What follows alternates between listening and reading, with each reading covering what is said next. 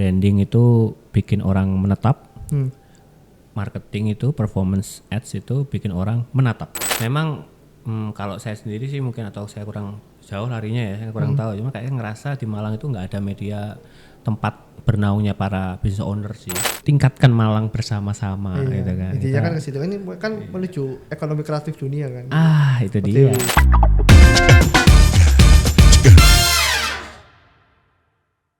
Halo listener, kembali lagi di Pink Evolve bersama saya Rizal. Dan kali ini spesial ya, karena kita ini akan ngobrol dengan mungkin tim inisiator di belakang ya gitu ya. Dari Pink Evolve ini sebenarnya apa sih gitu ya, setelah mungkin teman-teman melihat episode-episode sebelumnya dan akhirnya mungkin penasaran ya. Ini kan salah satu part dari mungkin awalnya Bingkai Karya, kemudian kok ada Bingkai Evolve ini kolaborasinya sama siapa sih gitu. Nah jadi ini episode kali ini langsung bersama teman yang waktu itu saya kontak untuk berkolaborasi gitu ya. Ada Mas Dirga dari Uraga. Halo Mas. Halo. Gimana kabarnya Mas? Alhamdulillah baik sekali, luar biasa. Luar biasa. Ini jadi udah berapa kali kesini Mas? Ini yang kayaknya berapa ya? Tiga kali kesini. Gitu ya. Tiga. Dan akhirnya ini episode spesial karena mungkin kita ngobrol-ngobrol ini aja ya, ngobrol kenapa sih ada Bingkai Evolve dan ya mungkin background-backgroundnya lah kita saling tanya jawab ya gitu. Oke. Ya siap. Mungkin dari backgroundnya Mas Dirga dulu deh, dari Uraga itu. Itu apa sih Mas? Jadi Uraga ini adalah digital agency ya Mas ya. Jadi aku bisa bilang powerhouse-nya di digital marketing itu kita punya. Dari segi bikin konten, kita desain, editing video, pembuatan segalanya itu kita ada. Serta nilai plus kami ya, unique selling point kami ya. Kami juga bantuin ngiklannya juga. Jadi kita nggak cuma soal konten, create konten, kami juga membantu performance-nya para business owner. Jadi ya kalau orang-orang bilang bahwa brand-brand besar itu fokusnya awareness karena mereka mungkin punya spare uang yang mereka bisa bakar ya. Kalau di kami ini karena kami lebih banyak bantu brand-brand UMKM dan tentunya yang mereka lihat utama adalah peningkatan omset ya Mas ya. Itu pasti udah gitu. Pasti kan. Jadi ya udah kami menerapkan framework ini untuk para klien-klien kami. Jadi memang yang kami jual itu framework brand performance. Jadi branding jalan, performance jalan. Branding itu bikin orang menetap. Marketing itu, performance ads itu bikin orang menatap. Jadi dari mata turun ke hati kayak gitu. Jadi gitu ya. Framework yang kami bawa ke para teman-teman bisnis UMKM itu kayak gitu. Konten aja terus gitu. Nanti kami bantu untuk ngiklan karena sebenarnya ketika kita ngiklan kita udah ahead of game gitu dari para brand-brand owner yang lainnya. Dan ngiklan itu kan sesuatu yang paling fundamentally, yang paling sustain. Kita kalau ngomongin FYP, apa jaminannya kita bisa FYP hit FYP terus tiap bulan? Nggak ada. Kalau kita ngiklan kita sudah jelas kita spend berapa, kita menjangkau target berapa. Marketnya siapa kan sudah jelas. Yes, betul sekali. Dan kita sudah jelas ini jangkauannya ke orang-orang siapa itu udah jelas. Kita tinggal ngelemparin offernya aja. Mereka masuk, lihat iklan kita, mereka lihat medsos kita. Lihat medsos, mereka yakin gitu ya. Mereka yakin, mereka beli. Mereka lihat, mereka yakin, mereka beli. Nah itu framework yang kami tawarkan. Jadi Uraga itu bergerak di sekitar itu semua. Jadi gitu. Tadi kayak fundamentalnya dibangun dulu ya. Dapat konten. Karena kan kadang ada yang, ini branding, tapi kok bakar duit ya kesannya gitu ya. Padahal branding kita sebenarnya kan ya fondasinya. Betul. Even akhirnya fondasinya oke, baru iklan. Gitu ya. Terus kan kadang kan juga kebalik juga, kadang boncos di iklan karena fundamental brandingnya gak kuat gitu ya. Bisa, sering banget terjadi gitu ya. Karena gimana ya kalau teman-teman business owner berpikir bahwa branding itu buang-buang duit ya, Coca-Cola itu buang-buang duit kurang apa gitu kan untuk menjaga eksistensinya mereka gitu kan. Ibaratnya itu kayak gini sih. Mungkin kalau kita ngomong jualan online ya, kita tuh nggak perlu sewa tempat loh. Kita nggak perlu sewa desain interior loh. Kita tinggal siapin itu aja, kita dapat brand identity yang long last. Kita bisa pakai 5 tahun, 10 tahun. Kita bisa pakai terus itu suatu identity dan itu kalau interior kan kita terikat sama sewa kan gitu. Dan itu sama branding itu mungkin nggak secara langsung ngefek. Tapi itu ngefek kayak gitu. Ngefek ya. Percaya. Mungkin yang paling kelihatan tuh travel gitu ya. Ya kalau agen travelnya ada kantornya pasti orang lebih trust. Nah, daripada trust, mungkin ini oke lah, mereka mengaku pelayanan baik lah, campaignnya macam-macam di sosmed, tapi kantornya di mana? Nggak ada, di rumah gitu kan. Gitu kan. Gitu kan. Ya paham ya, jadi kan betul. Kayak itu kan juga dipertanyakan gitu. Kafe pun kayak gitu. Banyak teman-teman kafe, business owner kafe itu yang kayak, Mas, yang penting upload aja Mas, karena kalau nggak upload dikira tutup gitu kan. Itu kayak orang-orang kan risetnya itu kan kayak risetnya mau ngelihat kafe itu kan cuma beberapa detik doang, terus mereka ngelihat nggak pernah upload ini tutup, kayak gitu kan, mereka ada keraguan di dalam hati mereka. Konten itu sepenting itu gitu untuk di era sekarang. Oke, itu tadi ya mungkin ya, itu background story saya ya. Nanti kalau mau lihat banyak mengenai saya, follow saya. Iya, follow di sosmed pribadinya ya. Ya, Dirga Isman. Ya, tahu uraga.id kalau mau sharing-sharing digital marketing di uraga.id. Oke, nah itu tadi backgroundnya dari Mas Dirga. Nah, terus ini kenapa sih kok tiba-tiba kita bikin gini ya? Betul.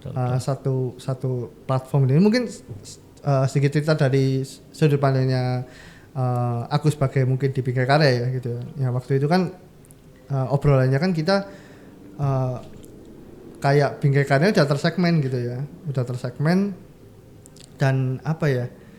Kebanyakan kan emang kontennya quote unquote eksklusif gitu ya, mungkin di satu segmen lah gitu. Terus kemudian gimana ya kita bisa apa ya, bikin satu yang emang bisa menjangkau mungkin yang dekat-dekat dari kita gitu kan.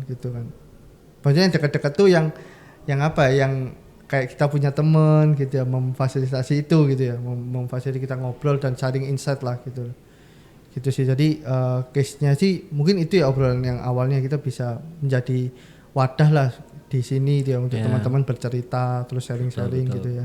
Dan memang kalau saya sendiri sih mungkin, atau saya kurang jauh larinya ya, saya kurang tahu, cuma kayaknya ngerasa di Malang itu nggak ada media tempat bernaungnya para business owner sih. Kayak kita itu ya, misal aku pengen kenal ownernya yang kemarin datang gitu ya, Pak yang pemilik Nakwa itu, Pak Erik ya. Pak Erik gimana sih, aku belum kenal, tahu aja tapi belum kenal. Karena media podcast itu untuk mengenal. Kalau tahu aja kan ya kita tahu gitu beliau siapa, tapi kalau kenal itu kan kita belum tentu. Itu sama Mas Vicky Paradise gitu kan, tahu aja tapi belum kenal. Jadi media-media kayak gitu itu kayak saya itu punya visi bahwa dengan adanya Bingkai Vlog ini, selain kita nanti juga mau jadi media mainstream ya, kita bahas-bahas tentang hal-hal pop culture yang terjadi happening itu di global, atau mungkin di yang khususnya kita akan nge-push di Malang juga. Itu kan tujuannya memang untuk itu, untuk kita itu yang ngumpul di sini, kita ngobrol bareng, kita ngelihat sharing-sharing tentang industri, kita sharing-sharing tentang Malang khususnya kayak gitu kan. Sehingga kita bisa ya inilah berkolaborasi lebih jauh lah kayak gitu.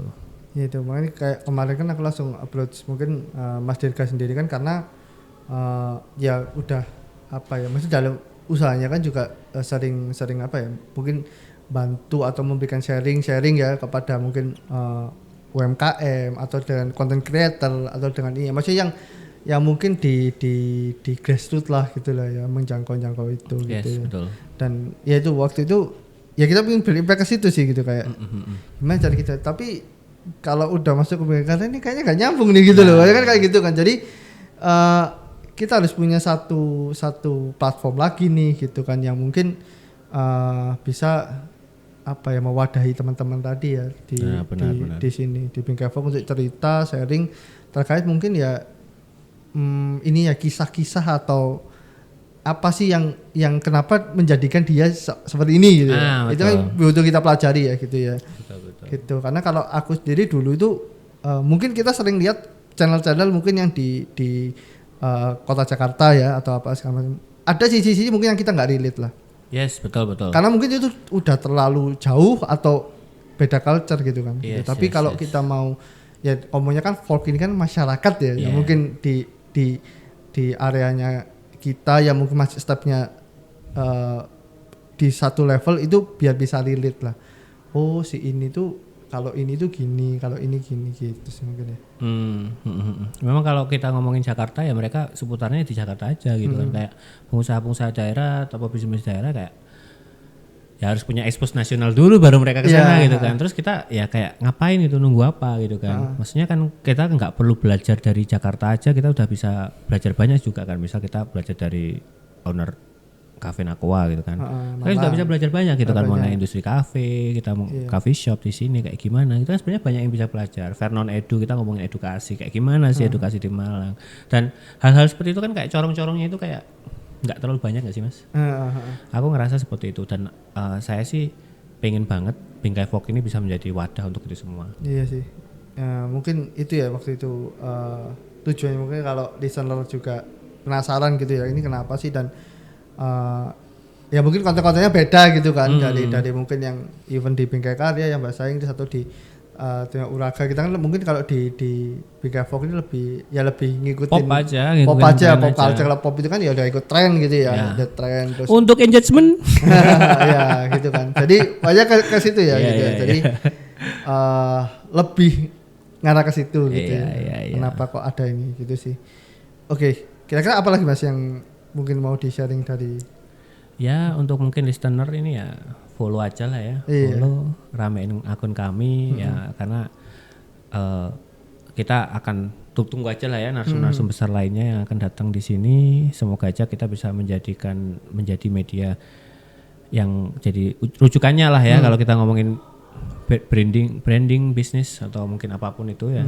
Area Malang punya, kita harus lebih kita harus dekat gitulah secara sama kreator Malang. Bahkan kalau teman-teman yang lihat YouTube ini terus mau kolaborasi dengan kami sangat open. Sangat open ya, direkomendasikan nih Mas, kayaknya butuh ini, dia ngundang ini, dan siapapun ya, kita nggak juga spesifik itu harus business owner ya. Jadi kayak content creator lah ya, yang content creator, edukator gitu. Segala macam, mungkin semuanya punya hal yang menurut kita ini bisa bisa dipelajari nih gitu. Dari Malang untuk Malang. Ya, dan teman-teman bisa rekomen, ini loh Mas, dia punya ini gitu, atau ini punya betul. Ya itu saya kira sangat well open, dan apalagi kalau dikasih teman-teman punya aksesnya ya gitu ya. Jadi kita tinggal request, oh ya ini bisa hubungi ke sini nih. Yes.